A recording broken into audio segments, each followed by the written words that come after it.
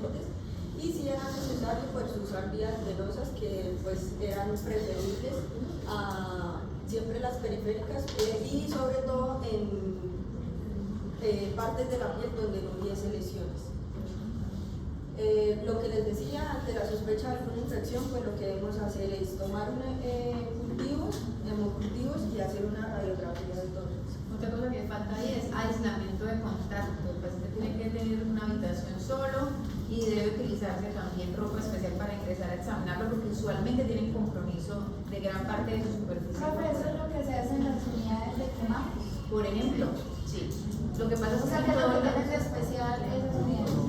no, bueno, entonces, digamos que unidades de quemados no tenemos en todos lados, pero donde tengamos al paciente debemos tener todas las herramientas para monitorearlo. Puede ser, por ejemplo, en una UCI, ¿sí? Donde tú le garantices un cubículo solo al paciente, y para ingresar se debe utilizar guantes, cierto, bata, ¿sí? De esa manera evitamos llevar microorganismos, especialmente bacterias, a ese paciente que tiene una barrera a la piel alterada y que por lo tanto tiene mayor chance de hacer sepsis. Bueno, ¿hasta acá hay preguntas o vamos bien? ¿Cuándo utilizamos antibióticos? Bueno, en antibióticos se hace empíricamente, pero solamente se puede hacer en ciertas situaciones. Cuando vamos a tener que el paciente va a tener un aumento de bacterias cutáneas, o vamos a ver que hay una cepa determinada en él que no haga parte de su flora normal, cuando haya un deterioro del estado general, haya una disminución del nivel de la conciencia, cuando el paciente curse con alguna oliguria o taquipnea, cuando haya un incremento del volumen gástrico residual, alteraciones en la gasometría, aumentos de las necesidades de la insulina y una neutropenia.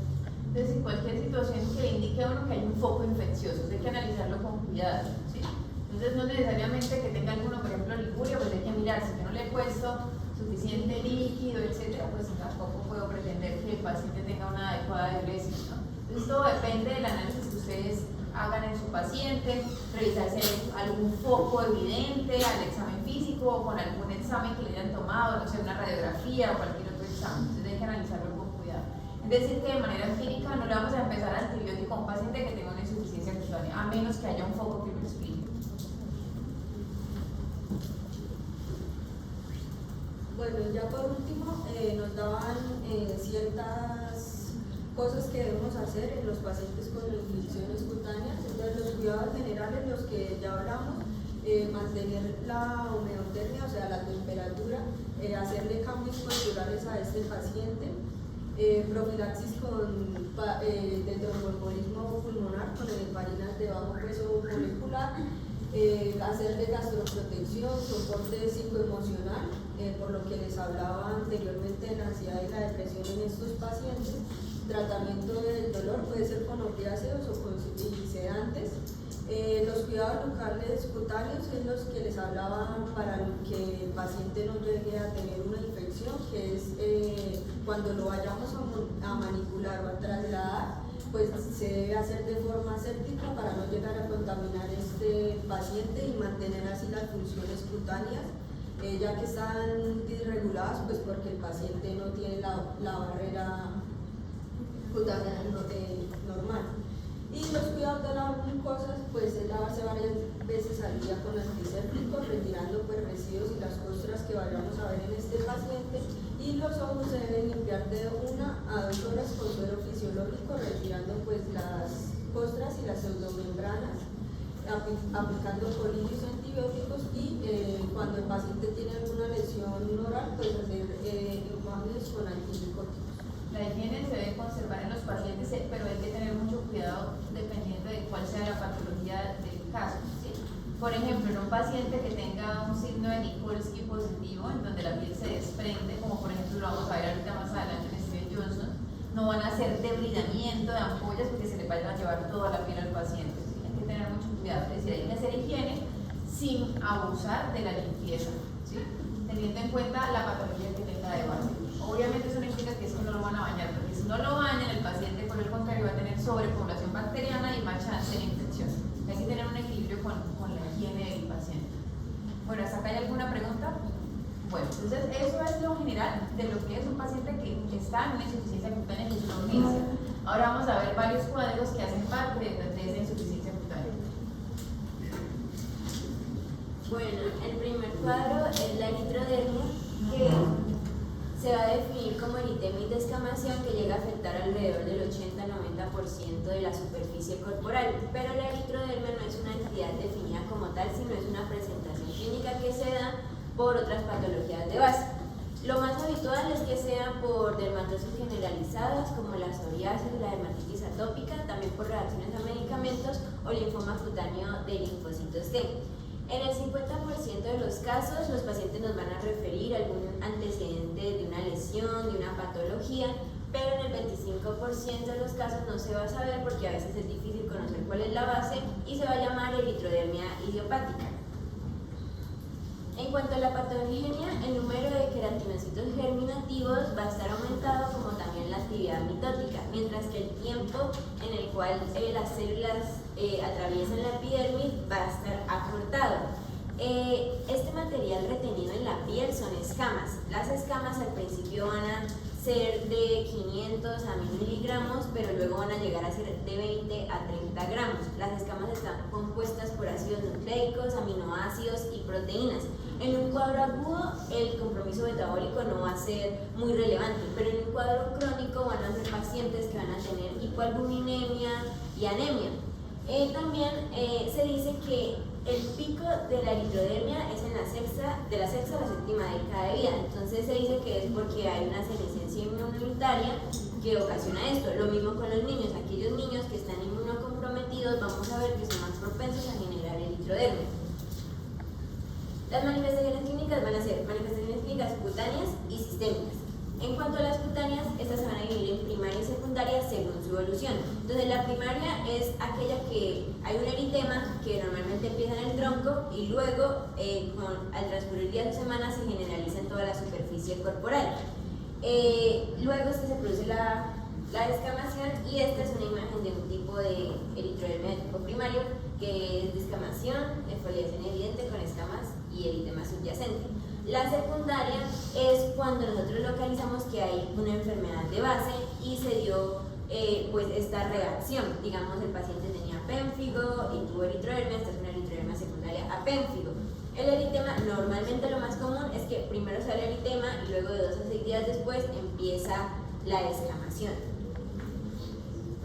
Para el diagnóstico nos dan ciertos tips, y es como, por ejemplo, cuando la fase es aguda vamos a ver que las escamas son grandes y costrosas, pero cuando es un cuadro crónico van a ser pequeñas y secas. También según el tipo de escama podemos saber de qué patología se está sospechando. Si la descamación es fina, dermatitis atópica o dermatofitosis. Si es de forma de selvado, dermatitis seborreica.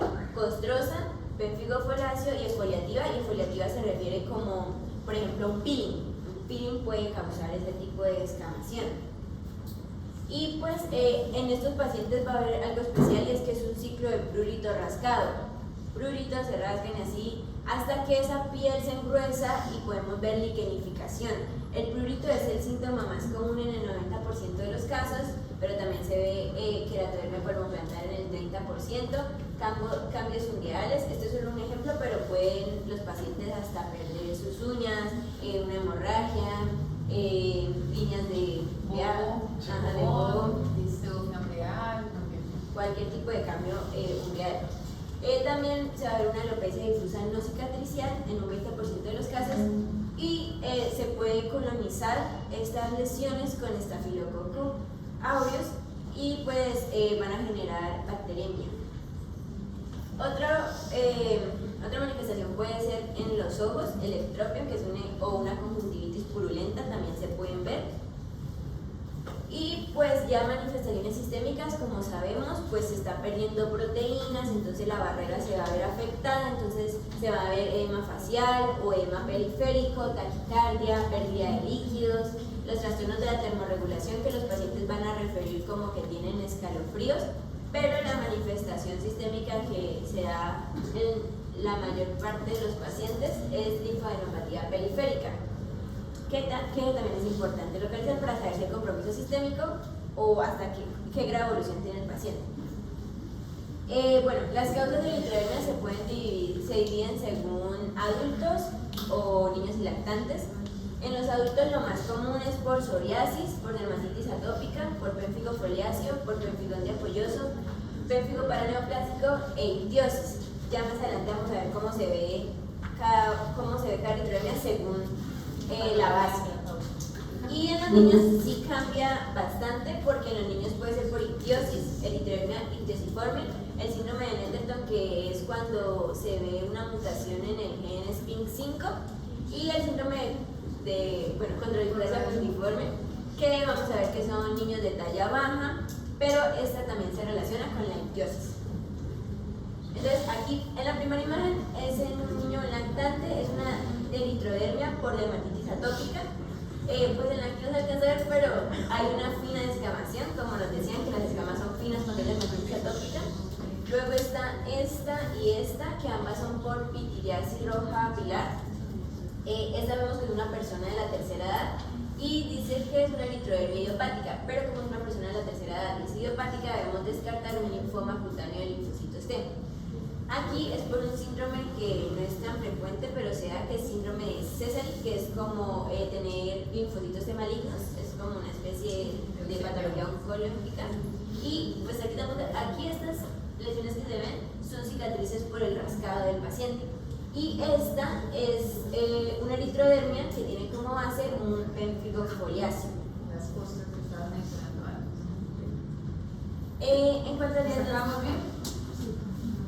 En cuanto al diagnóstico diferencial en la eritrodermia, el diagnóstico diferencial se refiere más a hallar la causa de por qué se dio la eritrodermia. Entonces, en este algoritmo nos muestran tres caminos. El primero es si sabemos que el paciente tiene alguna lesión cutánea, que el paciente tiene dermatitis atópica, que el paciente tiene pénfigo, etc.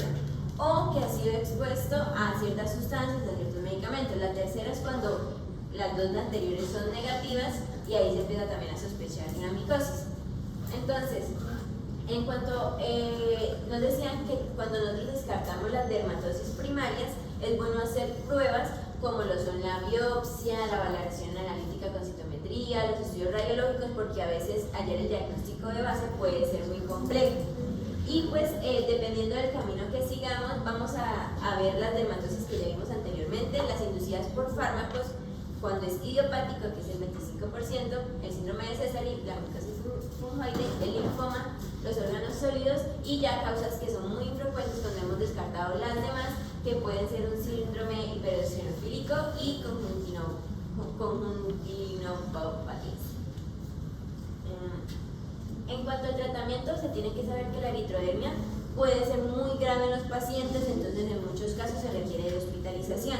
Independientemente de cuál sea la base de la eritrodermia, se debe hacer una valoración nutricional, se deben reponer los electrolitos y se debe prevenir aquellas infecciones secundarias por bacteremia. Los antihistamínicos van a aliviar el prurito y esto podemos utilizar corticosteroides que van a iniciar con prednisona de 1 a 2 miligramos kilo día, la dosis de mantenimiento es 0,5 miligramos kilo día, y estos van a mejorar rápidamente la eritrodermia. Hay que hacer un tratamiento luego desescalonar lentamente, porque si lo hacemos rápido podemos ocasionar un rebrote. Hay que tener cuidado cuando utilizamos los corticoides, saber la causa o tratar de buscar la causa, porque por ejemplo si es una psoriasis, el paciente puede tener un cuadro incluso pustuloso al suspenderlo. Entonces, esa sería como la excepción para el uso de corticoides. Si tenemos un paciente con una dermatitis atópica o de contacto, un pénfigo, que fue la causa de la eritrodermia, los esteroides son la línea inicial de tratamiento con el control incluso de la enfermedad. Pero en el caso de la psoriasis tenemos que utilizar otro tipo de terapias, ¿sí? Que eso lo vamos a ver luego cuando veamos psoriasis. Ciclosporinas, terapia biológica como terapia inicial, antes de ponerle corticoides al paciente. También hay tratamiento tópico, que son vendajes húmedos abiertos, emolientes.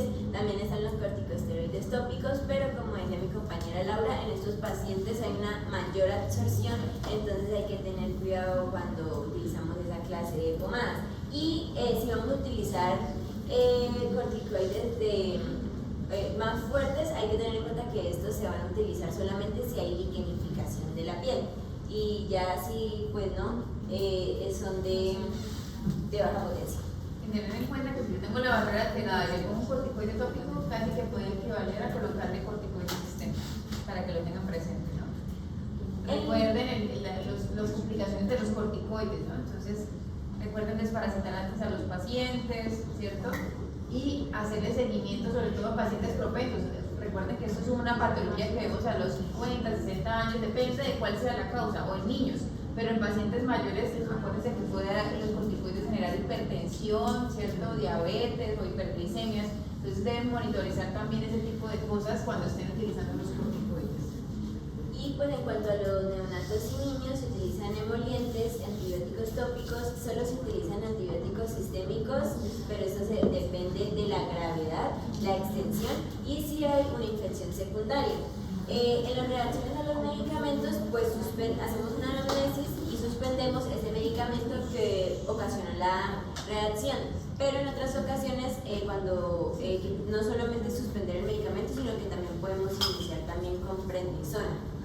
Muy bien, porque a veces la reacción a medicamentos puede durar hasta 6 semanas. Entonces el paciente seguirá otras semanas más con el hipodermia todavía. Y lo que dice la doctora, en la psoriasis, que no se puede utilizar corticoides, una opción es el metrotexato. Ciclosporina lo saca más rápido, el metrotexato dura un mes en hacer efecto, entonces menaxanto dura un mes más en el hipodermia. La ciclosporina lo saca más rápido. Puedes dejar ciclosporina o también le puedes dejar algunos anti-TNF como el infliximab o las terapias nuevas también. Se da rápido a los pacientes. A 2 semanas lo sacan del hipodermia. Bueno, preguntas del hipodermia. Pasemos a DRES. Vamos a hablar de DRES, que el DRES es una reacción de hipersensibilidad inducida por medicamentos que puede estar con eosinofilia o síntomas sistémicos. Entonces, bueno, esta va a ser una reacción de hipersensibilidad severa que se cataloga como grado 4 por su severidad. Una persona cuando tiene el DRES o la hipersensibilidad a estos medicamentos va a manifestar clínicamente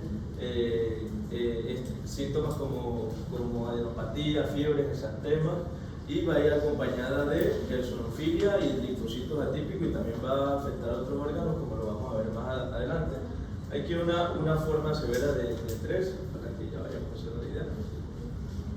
Entonces, bueno, según la literatura, la epidemiología nos dice que hay una incidencia entre 1 en 1000 y 1 en 10.000 exposiciones a fármacos.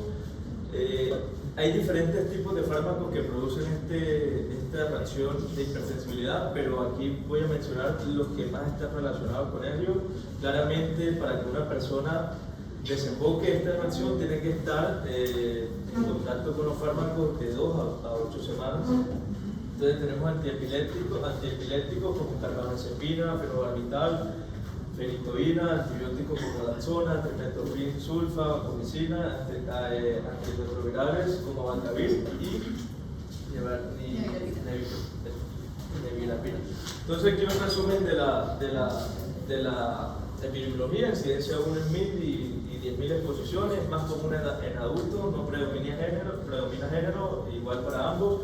Tiene una mortalidad del 10 al 20% asociada a hepatitis fulminante y es más común que el síndrome Stevens-Johnson, con una incidencia de 1,2 millones de 6 millones. Exacto, o que vamos a ver ahorita es más raro, este es un poco más frecuente. Lo vamos a ver sobre todo en pacientes polimedicados, muchas veces en una unidad de hospitalización, pero también pacientes ambulatorios que manejan este tipo de fármacos para que los tengan presentes. En las sulfas tenemos también los antiepilépticos, que es una de las causas principales del DRES, ¿sí?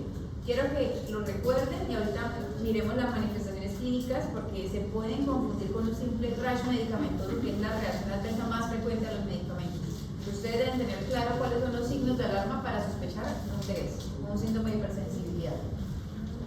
Bueno, entonces, la fisiopatología del DRES no está escrita totalmente con certeza, pero digamos que hay varios criterios o varias patologías que han sacado de diferentes puntos de vista. Por ejemplo, la farmacogenética, que se dice que hay una deficiencia genética de la enzima desintoxicante, hidrolasa, que esta va a conducir a la acumulación de los metabolitos de fármacos que se unen a macromoléculas celulares. Esto va a provocar la muerte o induce respuesta inmunitaria secundaria. Entonces, como se van a acumular estos metabolitos, la célula va a estar sobrecargada y va a morir. Entonces, aquí los metabolitos causan muerte celular y van a tener una respuesta inmunitaria y van a hacer que las células T favorezcan a la liberación de interleuquinas como la interleucina 5, y estas interleucinas 5 favorecen el reclutamiento de eosinofilia. Por eso es que se habla de estrés de eosinofilia, porque va a haber mucha acumulación de eosinófilos y finalmente no van a haber cambios de los niveles de interleucina 3 ni GM-CSF.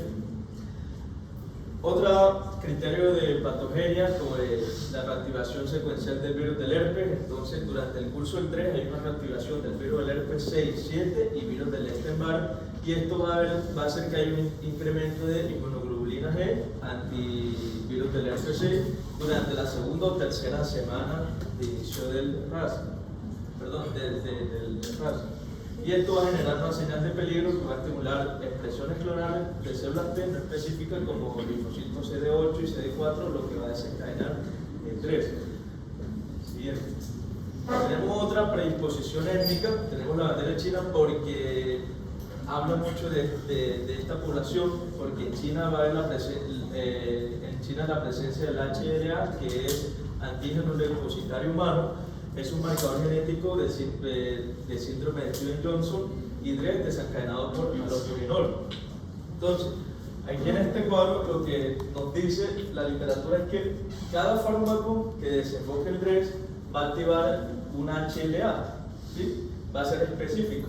Por ejemplo, el anticonvulsivante aromático, la HLA A3101, la lomotrigina va a activar el HLA 2402, aquí la fenitoína y el HLA 255101 y demás. Y aquí los retrovirales, pues... ¿Por qué será importante eso? Que parece como la del judo, pero es muy importante. No que se las aprenda, pero porque es importante conocer eso. Y en la vida práctica, para saber cuáles de esos alelos están en nuestra población. entonces es importante conocer, ellos son juiciosos y ya conocen algunos alelos que están asociados con un riesgo a hacer TGS. Si nosotros conociéramos eso, ¿qué podríamos hacer? Testear el paciente y saber si yo le voy a poner un anticonvulsivante, ¿qué chance tiene ese paciente de hacer un TGS? ¿Sí? Porque si yo ya sé que tiene una mutación específica para X anticonvulsivante, pues no se lo voy a poner porque sé que me va a hacer una reacción grave, ¿sí? Entonces es una forma de monitorear qué pacientes tienen mayor chance de hacer ese tipo de complicaciones y poder prevenirlas. Por eso es importante conocer eso. Nosotros no tenemos nada de esa información, no tenemos ni idea qué mutaciones tenemos ni nada, y por lo tanto, ¿qué hacemos? Ensayo y error. Le empezamos al anticonvulsivante, hace la reacción adversa, nos toca suspenderlo y pues decir, este paciente no puede tener indicación de este medicamento porque hace de que es asociado a los anticonvulsivantes. Pero eso sería una medicina mucho más precisa y con una probabilidad menor de hacer eventos adversos graves, que es finalmente lo que queremos evitar. Sigamos. Entonces tenemos otra que reacciona mediada por linfocitos T. Entonces se ha detectado que células T específicas contra la motrigina y carbamazepina en pacientes con DRED van a provocar una reacción mediada por las células T, y también se ha relacionado hipersensibilidad tipo 4 y actividad de las células T CD8. Entonces aquí tenemos manifestaciones clínicas, como lo mencioné anteriormente, se dan a partir de la segunda o octava semana. Van a estar con fiebre, adenopatías, manifestaciones cutáneas como electrodermia, dermatitis, musculosis. Aquí podemos ver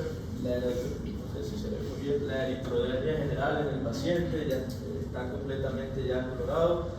Entonces aquí en el pecho pareciera que fuera a empezar una musculosis, o no sé si ese es el color de la piel, pero entonces ya son las manifestaciones clínicas con las que va a iniciar pues, el paciente. Entonces ¿qué quiero que lleguen ustedes? Estamos frente a un paciente que está recibiendo medicamento y lo que más van a encontrar ustedes en una reacción a medicamentos es que el paciente haga rash, ¿sí? Y lo van a ver todo el tiempo, y ese rash se confunde incluso con virus y con otro tipo de causas. Entonces el paciente se pone rojo, hace máculas, algunas pápulas incluso. ¿Y cómo sabemos que el paciente está haciendo DGS? Entonces hay unos signos de alarma. ¿Tú lo vas a mencionar? Sí. Muy bien, entonces, ¿cuáles son los signos de alarma? ¿Qué puede ser? Va a ser de rápido extenso, vamos a tener edema facial, también se van a empezar a ver si vemos ampollas, como úlceras o también pústulas. Ya también es un signo de alarma, que ya va a empezar a comprometer otros órganos,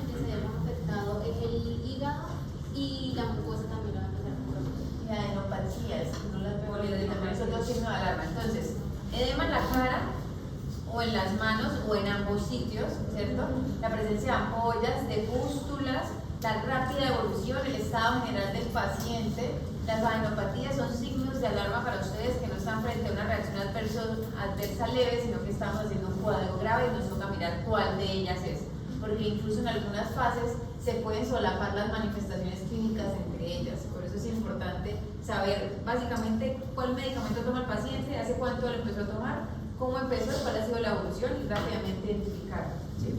Antes de clasificarlo incluso por tipo de reacción. Sigamos. Bueno, para el diagnóstico vamos a tener un rash que es morbilliforme, que va a afectar más del 50% de la superficie corporal. Entre la ingesta del medicamento y la aparición de las manifestaciones clínicas van a aparecer aproximadamente después de 3 semanas. Bueno, la fiebre, como dijimos, ya va a haber afectado el hígado, entonces vamos a tener que tener en cuenta la función hepática. Los leucocitos van a estar también alterados, los linfocitos van a estar atípicos como mi compañero, y la eosinofilia también se va a ver, la adenopatía también. Hay que pedir herpes tipo 6 y 7. 6 y 7, que ya es citomegalovirus y Epstein-Barr. ¿Segura? Epstein-Barr y citomegalovirus son 4 y 5. 6 y 7 son 6 y 7, no tienen ningún nombre. El citomegalovirus se ve también afectado en el... Claro, puede estar, pero tú no lo buscas. Lo que más se reactiva es 6 y 7, que no tienen nombre, ¿sí? El uno se llama herpes simple, otro se llama herpes zóster, otro se llama Epstein-Barr, citomegalovirus, pero 6 y 7 no tienen nombre, y el 8 es el de Kaposi. Entonces, 6 y 7 son los que hay que pedir, que son los que más se reactivan. Pasa que hay que tener cuidado cómo interpretarlo, porque la mayoría de personas van a tener anticuerpos positivos para herpes 6 y 7, pero pues es lo que se pide como protocolo para diagnóstico de vejez. Bueno, este es un sistema de puntuación.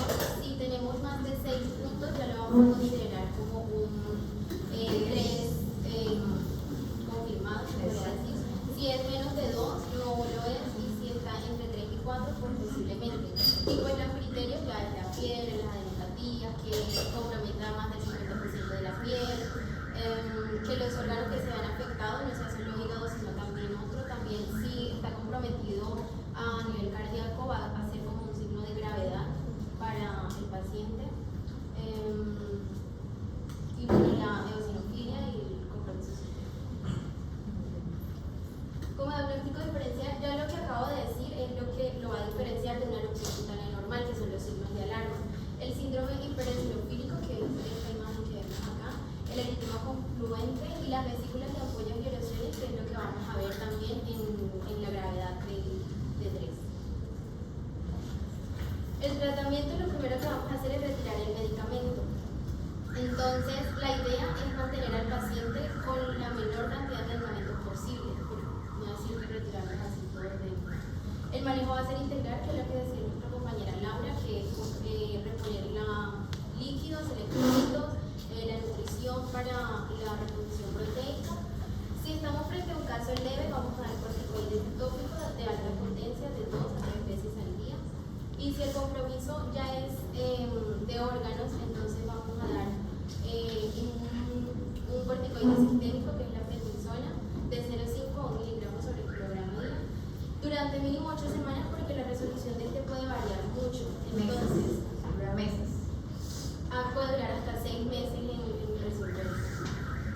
Sí, hay que tener mucho cuidado, porque esos pacientes de entrada no se ven severamente enfermos y pueden ser de los que llegan a consulta externa. Incluso he visto 2 pacientes que llegan a consulta programada normal y que terminan siendo de gueto. Entonces, no llega a ser tan dramático como, por ejemplo, un cuadro de Steven Johnson, una epidemiología que vamos a hablar ahorita. Por lo tanto, ustedes deben tener malicia. Si ustedes ven que el paciente tiene un rash, pero además lo ven como hinchado, le palpan adenopatías o ha estado febril, mucho cuidado, porque puede estar haciendo este cuadro clínico. Aún así, si no se ve evidentemente la gravedad del cuadro. ¿Qué hay que pedir? Por lo menos hay que pedir enzimas hepáticas, ¿sí? Hay que pedir función renal, hay que evaluar la patología, hay que evaluar el corazón, al menos un eléctrico hay que pedirle al paciente, porque con frecuencia pueden tener compromiso cardíaco y eso va a llevar a una mayor mortalidad en estos pacientes. ¿Listo? ¿Hasta acá hay preguntas? Bueno, vamos a ver, Steven Johnson, Bueno, para finalizar, entonces voy a hablarles a grandes rasgos sobre el tóxica. Tenemos que estas dos patologías se definen como reacciones medicamentosas adversas cutáneas que pueden llegar a ser muy infrecuentes, pero que también pueden ser potencialmente mortales. Se van a caracterizar por dolor y eritema mucocutáneo, así como por una exfoliación extensa de la piel.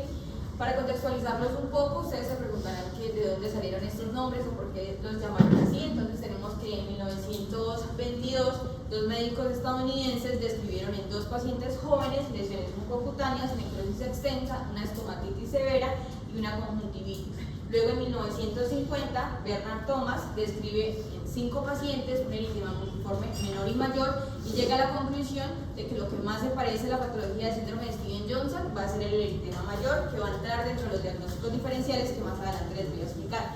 Y 6 años después ya Alan describe en 5 pacientes también con unas lesiones que se asemejaban a quemaduras de la piel, lo que llamó como una epidermólisis con presencia de toxina. ¿Por qué toxina? Porque él creía que había una toxina circulando en el cuerpo que podía crear estas lesiones, lo que denominó como necrosis epidérmica tóxica.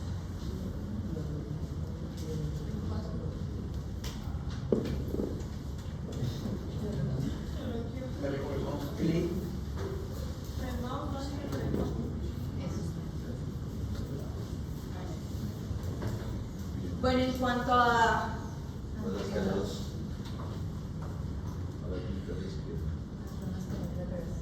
datos epidemiológicos, la literatura nos habla que afecta por género, afecta más a mujeres que a hombres en una relación de 1.5 a 1. En cuanto a mortalidad, nos dice que hay hasta el 5% en síndrome de Stevens-Johnson y hay una mortalidad presente en NET del 25 al 70%. Y la incidencia pues es menos frecuente de las síndromes de reacciones medicamentosas, pero del 1 al 2, de 1.2 a 6 por millón en síndrome de Stevens-Johnson y de 0.4 a 1.2 por millón en NET. Hay que considerar y tener en cuenta que hay unos grupos de pacientes, de personas que van a ser más susceptibles o que van a tener mayor riesgo de sufrir estas dos patologías. Entre esos tenemos los fenotipos de acetilador lento. Eso quiere decir que son aquellos pacientes que van a metabolizar de una forma más lenta los fármacos y todo el tema de la farmacodinámica. Tenemos los pacientes inmunodeprimidos, aquellos especialmente por infección de VIH, y aquí quiero resaltar que los pacientes que están en infección por VIH y pasan a la fase de SIDA van a tener casi el 90% de riesgo de que sea mortal. Tenemos también los pacientes que reciben radioterapia y que simultáneamente se van a encontrar tomando fármacos como antiepilépticos, porque según un estudio en Europa, como les voy a mostrar, esos fármacos van a ser los que mayor tienen riesgo de generar estas dos patologías. Y finalmente, como decía mi compañero Edward, en estas dos patologías también influyen los alelos específicos del complejo de histocompatibilidad humano, especialmente las sulfonamidas. Se dieron cuenta que en pacientes africanos en Taiwán el complejo A29 y el B12 va a ser susceptible, y en Oxycam, el medicamento, va a ser compatible contra el complejo A2 y B2.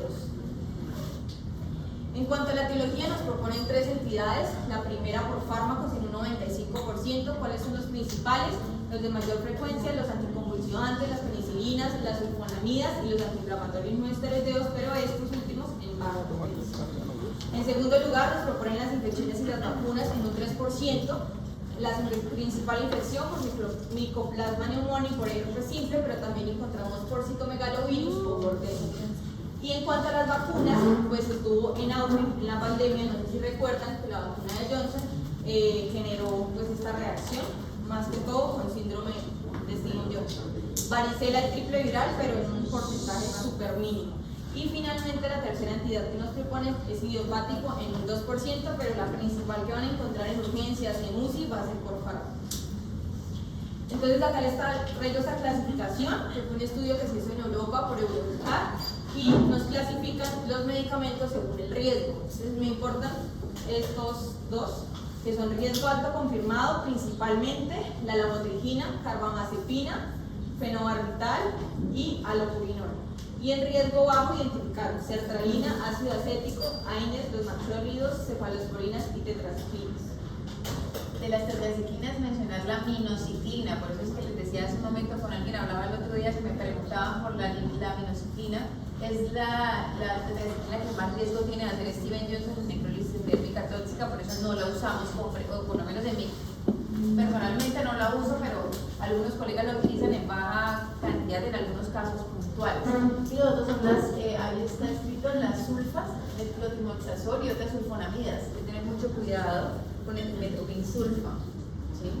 Con la dapsona, porque son causa de Steven Johnson y necrosis epidérmica tóxica. Pero principalmente, si se ha demostrado que son los anticonvulsivantes. Claro, que los anticonvulsivantes son los que más generan este tipo de reacciones, sin embargo, esos otros también son muy importantes tenerlos presentes. Bueno, en cuanto a la fisiopatología, pues a grandes rasgos, yo la verdad no la entendí muy bien a fondo, pero les puedo explicar que lo que va a haber es una pérdida en la cohesión de los queratinocitos, lo que va a nivel de la unión epidérmica, lo que va a generar una necrólisis y un desprendimiento de la piel, pues por la apoptosis de los queratinocitos, inducida por un mecanismo inmune. Principal, que nos aprendamos cuáles son los inductores de apoptosis. Entonces va a participar los linfocitos TCD8, las células natural killer, y el principal que va a mediar toda esta apoptosis va a ser el ligando FAS, que es un miembro de la familia de las citocinas del factor de necrosis tumoral. Entonces nos explican acá como el paso a paso. Primero inicia una reacción de hipersensibilidad retardada tipo 4, luego va una citotoxicidad contra los queratinocitos mediada por alguna sustancia linfocítica, luego va una reacción citotóxica tipo 2 y finalmente ya vemos la necrólisis, pero no mediada inmunológicamente, sino por los metabolitos del fármaco. Ustedes se preguntarán, bueno, ¿y cuándo hacer si el paciente tiene solo NET o tiene solo síndrome de Steven-Johnson o cuándo tiene las dos? Entonces, para eso tenemos la clasificación y lo único que deben tener en cuenta es que van a diferir una de la otra dependiendo del compromiso del desprendimiento en la superficie corporal. Entonces nos proponen que en síndrome de Steven-Johnson vamos a encontrar pacientes con menos del 10% de desprendimiento de la superficie corporal. En NET va a haber más del 30% de desprendimiento y en las dos, en la mixta, vamos a tener del 10 al 30%. Loverlap hace referencia a un estadio intermedio entre un Steven Johnson y un NET. ¿Sí? O sea, no es tan leve como el Steven Johnson, pero no llega a ser tan grave como la NET. A mayor porcentaje de compromiso de piel que posiblemente se pueda desprender, mayor riesgo de mortalidad. Entonces, obviamente, un Steven Johnson será menos grave que una necrosis epidérmica tóxica. Bueno, en cuanto a las manifestaciones clínicas, nos proponen tres fases. La primera, que es la fase prodrómica, la segunda, que es la fase de necrólisis, y la tercera, que es la fase de reepitelización. La primera fase, el paciente nos llega con odinofagia, fiebre, conjuntivitis. En la segunda, bueno, aquí casi no consultan. No, incluso pasa con frecuencia que esa primera fase los pacientes lo interpretan como si estuvieran haciendo una gripa, una faringoamigdalitis, terminan tomando antibióticos y le echan la culpa al antibiótico que tomaron como lo que desencadenó de ahí para adelante el resto de manifestaciones que vamos a ver. Entonces los pacientes nos consultan es en la segunda fase, que es la fase de necrosis. Entonces aquí ya vamos a ver lesiones en mucosa, el desprendimiento epidérmico, el signo de Nichols positivo, como le explicaba Leila o la doctora, que es con cualquier dedo hacemos una presión suave en la piel y si se desprende fácilmente y bota como agua y se pone rojiza, automáticamente va a ser positivo. Vamos a ver ampollas, erosiones y necrosis. Entonces, cuando hablamos del signo de Nichols, que hacemos referencia a toda la piel del cuerpo que tiene la capacidad de desprenderse porque está perdida la cohesión entre, en este caso, queratinocitos y la unión dermoepidérmica, ¿sí? O entre queratinocitos también, en el caso, por ejemplo, de un pénfigo.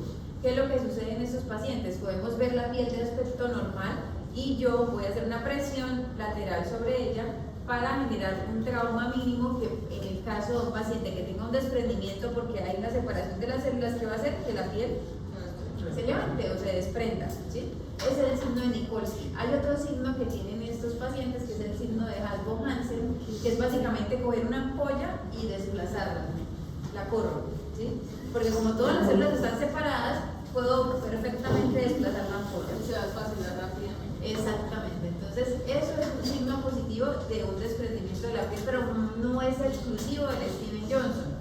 Ya lo mencionamos antes, por ejemplo, los pénfigos que mencionaron hace un momento en la insuficiencia cutánea también pueden generar signo de Nichols positivo y lo hablamos también cuando vimos infecciones bacterianas les hablaba de las enfermedades mediadas por toxinas también, en donde la piel se puede desprender por ese mismo mecanismo. Y la última fase tenemos la tercera fase de reutilización, que tenemos ya las secuelas, una hiperpigmentación e hipopigmentación. Esos pacientes incluso nos puede llegar a hacer falta, insuficiencia multiorgánica o una insuficiencia exocrina y llegar a UCI. Importante hacernos estas preguntas en el momento que tenemos a estos pacientes en urgencias, que son las preguntas que nos enseñó la doctora Jessica en la anamnesis. Entonces, fecha de inicio, que le vamos a preguntar al paciente. Generalmente la manifestación se va a dar 7 a 21 días después de la toma del fármaco. Y hay unos casos que se dan a los 3 días, pero es ya porque hubo una reexposición al mismo medicamento y el paciente no se da cuenta. Es importante, contó con suerte que se salvó, es un Steven Johnson y salió, el paciente vuelve y se expone, esa segunda exposición, la reacción es mucho más grave y más temprana. ¿Listo? Es una reacción de hipersensibilidad, para que lo tengan presente. Es 7 a 21 días, es por primera vez, y a los 3 días es por una reexposición. Preguntarnos también qué sitios anatómicos están comprometidos. Entonces, comúnmente la cara o la parte alta del tronco, también las mucosas oral, nasal, genital y anal. La otra pregunta que nos vamos a hacer es cuáles son las características de esa lesión y cuáles son las evoluciones. Entonces va a iniciar con un eritema intenso, luego se va a acompañar de pápulas o placas y finalmente se van a apoyar y se van a espacilar fácilmente. Aquí les traigo una imagen representativa de lo que es el síndrome de Steven Johnson. Entonces aquí vemos una lesión eritematosa, bien definida, vemos una confluencia de la lesión en la mejilla y unas 2 ampollas todavía intactas. Y aquí tenemos un paciente que fue diagnosticado con una reacción adversa a penicilina y aquí vemos pues un leve desprendimiento. Pero mira qué curioso, ¿no? Le hicieron un diagnóstico de una erupción morbiliforme, que les dije que era la que usualmente se confundía con estos cuadros graves, ¿no? Porque es la más frecuente, se ve el eritema, pero fíjense que si ya empezamos a ver signos de alarma que los mencionamos ahorita, ampollas, eso ya no es una erupción morbiliforme, ¿sí? Es un estadio inicial de un Steven Johnson. Y nos describen que pues en el caso de este paciente ya empezó a haber pues un desprendimiento de la epidermis por fricción. Aquí seguimos con síndrome de Steven Johnson, entonces aquí vemos una erosión y un eritema conjuntival y aquí vemos ya la lesión en la mucosa genital comprometiendo los labios mayores. Acuérdense que el Steven Johnson y la necrólisis por definición no solamente va a haber un desprendimiento de la piel sino de las mucosas y usualmente es más de una mucosa. ¿Sí? Que eso va a ayudarnos a diferenciar, por ejemplo, con el eritema multiforme que lo vas a mencionar ahorita de los diferenciales. Entonces acá debemos revisar siempre los ojos, la boca y los genitales de los pacientes porque seguramente eso ya nos va a empezar a mostrar que el paciente está frente a un cuadro grave.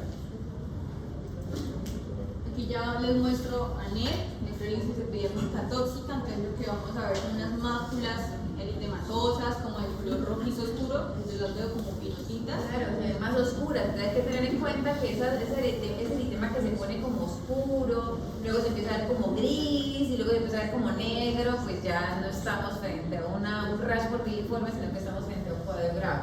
Entonces mucho ojo con esos eritemas que no son tan eritemas, ¿no? Miren ahí la lesión muy purpúrica en realidad, el aspecto de ella, ¿no? Son de tamaño y forma pues irregulares, no son generalizadas y tienden pues a concluir. Exacto. Hay una cosa que es el signo de papel de cigarrillo, Entonces acá, ahí. les quiero que analicen bien esta imagen y la comparen con esta otra.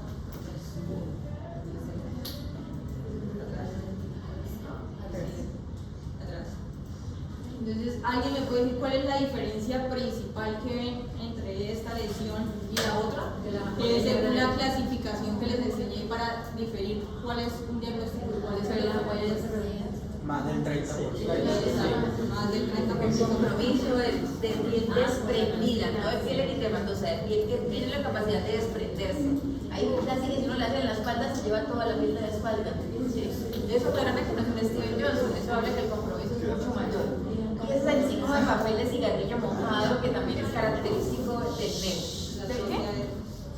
Signo de papel de cigarrillo húmedo o mojado, donde se desprende fácilmente la epidermis de ese paciente. Miren el color, un color oscuro, a pesar de que es una paciente de fototipo alto, obviamente, pero sí vamos a notar que no solamente es el fototipo, sino que la lesión se ve oscura. ¿Sí? Eso es una característica de la necrólisis. Y aquí todavía pues, tenemos unas ampollas. Algo intactas todavía. Sí, muy fáciles. Para el diagnóstico, pues principalmente por la clínica, pero también se puede confirmar con la exploración histopatológica de las lesiones. Eso nos va a ayudar a confirmar el diagnóstico de las dos patologías. El análisis lo vamos a hacer con criostato congelado. La biopsia de piel pues es importante, pero no tan. Lo que vamos a ver es en la biopsia pues una ampolla subdérmica con necrosis confluente por encima de la epidermis y se va a observar un infiltrado perivascular con escasa formación de linfocitos. Inmunohistológicamente vamos a observar linfocitos CD8, macrófagos y mientras en la epidermis, mientras que en la dermis ya vemos compromiso de linfocitos CD4. El diagnóstico es clínico. ¿Para qué nos va a servir la biopsia? Es para hacer diferenciación de cuadros ampullosos, porque algunas patologías se pueden parecer. Entonces, en ese caso sí me es útil. O incluso para, como soporte, porque pues ustedes saben que algunos tienen mortalidad como soporte del diagnóstico. Más con fines legales también incluso. En estos pacientes, a comparación de pues, las otras patologías que hemos visto, incluso las del primer corte, sí es importante hacer más pruebas, función renal, función cardíaca, porque pues, estos pacientes van a estar en UCI, van a tener un compromiso multisistémico, entonces pueden estar chequeadas por un shock hipovolémico, entonces van a entrar a hacer todo lo de la insuficiencia renal. Además vamos a ver que ya hay algunos marcadores que nos hablan de mortalidad. Pero ese criostato sí se utiliza. El criostato congelado. ¿Para la biopsia? Realmente la tomamos común y corriente, en realidad. ¿Sí? Aquí no vamos a poder suturar porque pues, la piel se desprende toda. Nos toca dejarla, hacerle hemostasia, ya sea con presión o ya sea con algún otro producto tópico que podamos utilizar para hacer hemostasia. Y ya. No hacemos nada, en realidad. ¿Listo? Diagnóstico diferencial, pues nos proponen varios, pero de pronto como los más frecuentes son síndrome de la piel escaldada estafilocóxica. Entonces aquí vemos una separación más superficial de la epidermis. La epidermis es la que erosiona mientras la dermis no. Y aquí vamos a ver que eso es más en niños, ¿cierto? Compromiso facial es muy frecuente. La necrosis epidérmica del Steven Johnson es más frecuente en adultos porque sencillamente somos los que más tomamos medicamentos, por eso tenemos más riesgo de hacer este tipo de eventos secundarios. Tenemos la dermatosis ampollosa por inmunoglobulina lineal inducida por fármacos, entonces en el caso de este paciente pues no se ve mucho, pero describen una reacción adversa a vancomicina. También lo que explicaba la doctora, pues al microscopio lo que va a seguir es hacer la diferenciación, ya sea de forma directa o indirecta por inmunohistoquímica. Y el principal que nos describió Bernard Thomas, que es síndrome de Steven Johnson con el mayor, que es el más parecido por las lesiones. Diferenciarlos a veces, sí. El eritema multiforme es una condición que yo les mencioné hace unas semanas cuando vimos lepra también, y lo vamos a volver a mencionar cuando veamos herpes. El eritema multiforme es una reacción de hipersensibilidad de la piel que se da en este caso a los virus, ¿sí? En el caso del herpes, por ejemplo, o en la micobacteria en el caso de la lepra. Básicamente se caracteriza por lesiones multiformes o que tienen múltiples configuraciones en su color, que es lo que veíamos hace unas semanas con las lesiones en tiro al blanco, que se las mencioné también en la clase de semiología al principio. ¿Son las otras lesiones En Diana, es lo mismo, sí, exactamente. Cuando estamos hablando de eritema multiforme se va a clasificar en dos grupos, mayor y menor. El menor es el que tiene las lesiones en Diana típicas y aquí ya empezamos a ver, y no lo mencionamos también en el Steven Johnson, lo podemos ver. Tanto en la forma mayor del eritema multiforme como en el Steven Johnson podemos ver lesiones en pseudodiana, se llama eso. Es decir, ya no tienen los tres tonos, sino son dos tonos diferentes de color. ¿Listo? Para que lo tengan presente. Eso también lo vamos a ver en Steven Johnson, que no lo mencionamos. Eso lo de la piel escaldada también se ve en el INPEC. Yo no escuché. No, lo de las enfermedades ampollosas cutáneas, tú puedes ver el linfético ampolloso que es mediado por toxinas y se va a ver el síndrome de Nikolsky. Pero la piel escaldada es un cuadro diferente. Vale. Bueno, y ya para finalizar con el tratamiento, pues nos proponen un abordaje. Ya vamos a acabar. Lo principal es interrumpir rápidamente cualquier medicamento que esté tomando el paciente, porque no sabemos con exactitud cuál es el que le está causando pues, esa reacción. Y recuerden que eso nos va a reducir un 30% de mortalidad diaria. Rápidamente hay que identificar el medicamento. Si no saben, porque el paciente toma 50.000 medicamentos, como pasa con algunos, miren la lista. Ahí se les aconsejo, revisen la lista. ¿Cuáles son los que están descritos como mayor probabilidad probabilidad de estar asociados a eso. Y empiecen a tratar con ellos. O sea, en este caso, como es un caso grave, hay que suspenderlo. Cuando no es un caso grave, siempre apóyense del médico tratante, o sea, no se pongan a quitar medicamentos esenciales así como a la ligera. Pero si estamos frente a un Steven Johnson, ¿no? Sobre todo sobre una necrosis epidérmica tóxica, en donde estamos en riesgo de que el paciente se muera, en ese caso sí hay que quitar el medicamento que ustedes consideren sospechoso según la lista. Y si no la saben, hay que buscar la lista, su compañero les dijo de dónde se toma, ¿sí? Usualmente hay una página en donde se empiezan a colocar todo, exactamente, ahí están anotados los medicamentos más frecuentemente asociados, hay que buscarlos, ¿listo? Si no me acuerdo, uno búsquenla y uno empieza a quitar medicamentos, eso es lo primero. Bueno, entonces después de quitar rápidamente los medicamentos, entendiendo que por lo general el mayor porcentaje de pacientes nos va a llegar en la fase de necrosis, lo ingresamos rápidamente a unidad de cuidados intensivos, corregimos desequilibrios hídricos y electrolíticos, eso en base a los laboratorios, conforme a los resultados que nos vayan saliendo, hacemos reposición calórica, hacemos protección frente a unas infecciones secundarias, con pomadas antibióticas tópicas. Eso es discutido, sí. depende. Si hay signos de infección, o sea, no se pongan a colocar antibióticos a la ligera. Hay que revisar, me parece que hay fiebre, hay mal olor, si hay supuración, hay signos de infección, empiecen antibióticos. Importante pues la conducta oftálmica por la comunicación que les mostré de síndrome de Steven Johnson, porque no pueden quedar ciegos. Sí, las sinergias también es otra complicación, el ectropio es otra cosa que podemos ver, hay que evaluar tempranamente las complicaciones que puede presentar el paciente y hay que interconsultar de manera temprana oftalmología, urología, ginecología, dependiendo de la especialidad que le competa, pero son usualmente los que pedimos que lo valoren porque es donde vamos a ver potencialmente las secuelas. También remitir a consultas con urología por el compromiso de las mucosas de los genitales, también pues tratamiento bucal por las mucosas oral, antiácidos orales, pues limpieza también del árbol traqueobronquial, si en caso de que haya respuesta a un síndrome respiratorio, cultivos pues para detectar si hay presencia de infección, fisioterapia para evitar contracturas, y en esto nos recomiendan pues que la cama en que el paciente esté todo el tiempo sea una cama termorreguladora con sábana de aluminio. No puede ser de las otras sábanas porque van a empeorar las lesiones. Y nos recomiendan la limpieza con gasas o la reepitelización de la piel, nos la recomiendan con gasas vaselinadas. Y cuidado cuando se cambien las curaciones, si se pegan con mucho cuidado, porque si no se llevan ustedes la piel, se lo quitan a la ligera y está una ampolla que se secó y formó el líquido, que luego formó costra, eso va a estar pegado. Entonces hay que tener mucho cuidado porque si no se lo llevan todo cuando cambien las curaciones. Y limpieza con la solución salina potente estéril a repetición. Y medicamentos, o sea, con que ustedes hagan eso, le salvan la vida al paciente. Primero, quitar el medicamento. Con eso, gran parte de los pacientes se puede salvar si lo hacemos tempranamente, ¿sí? Temprano. Lo otro que podemos hacer es empezar todo el manejo multidisciplinario que hablábamos anteriormente. Líquidos, electrolitos, proteínas, ¿cierto? Debemos monitorear si ha presentado fiebre o no para evaluar si hay un foco infeccioso, hacer cultivos periódicamente, hacer higiene, incluso la clorexina también es una herramienta útil en los sitios donde mayor población bacteriana vamos a tener, en los pliegues genitales, ¿sí?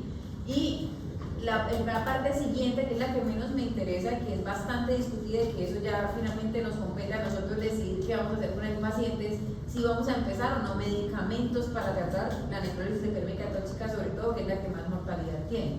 Entonces esos son los medicamentos que ahí están descritos, que podemos utilizar. Históricamente hemos utilizado corticoides, algunos hablan que tiene mayor riesgo de hacer sepsis, entonces que no los empiecen, que la ciclosporina lo mismo, que la inmunoglobulina se aumenta la mortalidad, es decir, hay una gran cantidad de efectos secundarios que se pueden presentar en estos pacientes y por lo tanto hay que definir qué voy a empezar. ¿Sí? Si es un paciente con una necrosis epidérmica tóxica, con una alta mortalidad, hay que empezar medicamentos porque el riesgo de que muera igual sin hacer nada es alto. ¿Sí? Ahí están escritos incluso, ahí están las terapias biológicas como los anti-TNFs, también son otras cosas que cada vez se hablan más como posibles tratamientos para estos casos. Pero me interesa que se lleven ustedes sobre todo esos dos primeros pasos de allá. Es un paciente que van a tener que mandar para UCI rápidamente, empezar a hacer un manejo integral, pedir las valoraciones necesarias según las complicaciones que podemos ver. En el caso afortunado en que el paciente sobreviva, como secuelas pueden quedar sinergias, ¿sí? cicatrices a nivel ocular, a nivel genital, que incluso llegan a generar deformidad en algunos pacientes, anoniquia, es decir, que se pierden las uñas, puede haber alopecia, incluso en algunos casos de forma permanente, ¿sí? Son complicaciones que pueden quedar, que digamos, en la situación en la que estamos es lo menos grave. Doctora, ¿una quimio puede dar eso? Sí. ¿Una quimioterapia puede dar un Stevens Johnson necrosis? Sí. Lo que pasa es que hay que mirar cuál es la probabilidad que lo haga. No está dentro de las principales causas, pero sí lo puede pasar. Entonces, pues, lo que nos queda es el manejo del médico general y revisión con dermatología, pero únicamente Sí, es lo más rápido, porque si es una unidad de cuidado intensivo, de aquí te llegue el dermatólogo, que tenga que ser una institución donde haya un dermatólogo hospitalario, no todas las instituciones tienen dermatólogo. Entonces, si es así, el internista, el intensivista van a estar en toda la capacidad de tomar la decisión de que empezar de manera oportuna. Importante pues saber el pronóstico de estos pacientes. Entonces hay unos factores relacionados que nos van a ayudar a medir el pronóstico. Entre esos, la edad adulta, que entra dentro de la escala de Scorten, que es una edad adulta mayor a 40 años, la extensión del... Miren las mortalidades. Entonces, eso es lo que les decía ahorita, fíjense los factores de riesgo. Entonces, paciente mayor, taquicárdico, con una patología base, o sea, un cáncer, como lo preguntabas ahorita, y algunas alteraciones metabólicas, ¿cierto? De glicemia, bicarbonato y demás. Si todo esto está alterado, miren el riesgo de mortalidad. 90%. Cuando lo tiene todo. Entonces, es importante que ustedes lo diagnostiquen temprano, suspendan medicamentos temprano y deriven de manera oportuna al paciente de cuidado intensivo para el manejo integral. Eso es lo que pueden hacer ustedes como médicos. Reconocer de manera temprana esas reacciones adversas graves a medicamentos o cuadros distintos a los medicamentos, como por ejemplo hablamos de la electrodermia. Ya algunos de ustedes tuvieron la posibilidad de ver un paciente. ¿Preguntas?